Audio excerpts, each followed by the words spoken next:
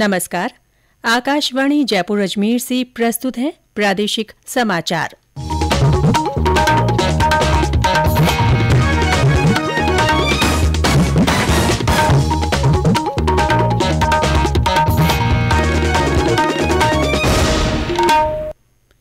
समाचारों के साथ मैं रितिका गुप्ता। विदेश मंत्री डॉक्टर एस जयशंकर और केंद्रीय कृषि मंत्री नरेंद्र सिंह तोमर ने आज नई दिल्ली में अंतर्राष्ट्रीय मोटा अनाज वर्ष 2023 के दौरान भारत में वर्ष भर चलने वाले कार्यक्रमों का अग्रिम शुभारंभ किया। इस अवसर पर श्री तोमर ने कहा कि इस कार्यक्रम का उद्देश्य मोटे अनाज की घरेलू और वैश्विक खपत को बढ़ाना है। उन्होंने कहा कि मोटा अनाज सूक्ष्म और पोषक खनिज पदार्थों का भंडार है। गौरतलब है कि वर्ष भर चलने वाले कार्यक्रमों के तहत भारत की पौष्टिक अनाजों के बारे में जागरूकता बढ़ाई जाएगी और इससे संबंधित अंतर्राष्ट्रीय वर्ष के सफल आयोजन के लिए अन्य देशों के साथ प्रयास किए जाएंगे। केंद्र सरकार जलवायु संकट और प्रौद्योगिकी में नई तकनीकी को देखते हुए किसानों के हित में प्रधानमंत्री फसल बीमा योजना PMFBY में संशोधन करने के लिए तैयार है। आधिकारिक विज्ञप्ति के अनुसार कृषि और किसान कल्याण मंत्रालय के सचिव मनोज आहूजा ने कहा है कि 2016 में इस कार्यक्रम की शुरुआत के बाद से नई चुनौतियों से निपटने के लिए इसमें बड़े बदलाव किए जा चुके हैं। उन्होंने बताया कि 2018 में भी इस योजना में मूलभूत बदलाव किए गए थे। इनमें किसानों के लिए फसल नुकसान की जानकारी देने की अवधि 48 घंटे से बढ़ाकर 72 घंटे करना शामिल है। मंत्रालय ने कहा कि PMFBY किसानों के पंजीकरण के मामले में फिलहाल दुनिया की सबसे बड़ी फसल बीमा योजना है। इसके अंतर्गत हर वर्ष औसतन 5.5 करोड़ पंजीकरण किए जा रहे हैं। प्रीमियम प्राप्ति के मामले में ये विश्व की तीसरी सबसे बड़ी योजना है। केंद्र सरकार ने 6 महीने में 25,000 से अधिक अमृत सरोवरों के निर्माण कार्य पूरा कर लिया है। अमृत सरोवर अभियान के तहत अगले वर्ष 15 अगस्त तक 50,000 अमृत सरोवरों के निर्माण का लक्ष्य रखा गया है।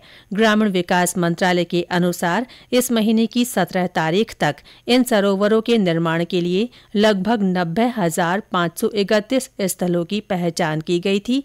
इनमें से 52,245 पर काम शुरू कर दिया गया है। करौली जिले के श्री महावीर जी में आज से पंच कल्याणक महोत्सव की शुरुआत हुई। मुख्यमंत्री अशोक गहलोत ने ध्वजारोहण कर इसका शुभारंभ किया। इस मौके पर श्री गहलोत ने भगवान महावीर स्वामी के संदेशों को आत्मसात करने की जरूरत बताई। उन्होंने कहा कि भगवान महावीर ने सभी वर्गों, जातियों और संप्रदायों को मिलकर रहने का संदेश दिया था। मुख्यमंत्री ने कहा कि जहां शांति, अहिंसा और सद्भाव होगा वहां विकास होगा। महोत्सव के तहत मुख्य मंदिर से आज रथ यात्रा निकाली गई। पंच कल्याणक महोत्सव 4 दिसंबर तक आयोजित होगा। अलवर में आज से शुरू हुए 4 दिवसीय मत्स्य उत्सव के तहत विभिन्न कार्यक्रमों का आयोजन किया जा रहा है। आज अलसुबह जगन्नाथ मंदिर में महाआरती की गई। इसके बाद रन फॉर अलवर और सर्वधर्म प्रार्थना सभा तथा भृतहरि पैनोरमा पर निबंध और स्लोगन लेखन प्रतियोगिता का आयोजन किया गया। मत्स्य उत्सव के दौरान संग्रहालय में देशी विदेशी पर्यटकों को निःशुल्क प्रवेश दिया जा रहा है। बीकानेर के लूणकरणसर में 2 अलग अलग सड़क हादसों में 4 युवकों की मृत्यु हो गई। एक हादसा 264 RD के पास हुआ, जहां ट्रैक्टर और मोटरसाइकिल की टक्कर में मोटरसाइकिल पर सवार 3 युवकों की मृत्यु हो गई। मृतकों में 2 सगे भाई थे। वहीं लूणकरणसर के कालू रोड पर हुए अन्य हादसे में 2 मोटरसाइकिलों की टक्कर में एक व्यक्ति की मौत हो गई और 2 लोग घायल हो गए।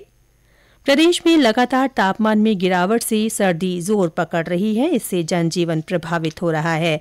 राज्य में आज भी सबसे कम 2.4 डिग्री सेल्सियस तापमान सीकर जिले के फतेहपुर शेखावाटी में दर्ज किया गया। चूरू में 4.1, सीकर में 5.5 डिग्री सेल्सियस तापमान रहा। राजधानी जयपुर में पिछले 24 घंटों में पारा 1 डिग्री घटकर 11.2 डिग्री सेल्सियस रिकॉर्ड किया गया। इसी के साथ प्रादेशिक समाचार बुलेटिन समाप्त हुआ। नमस्कार।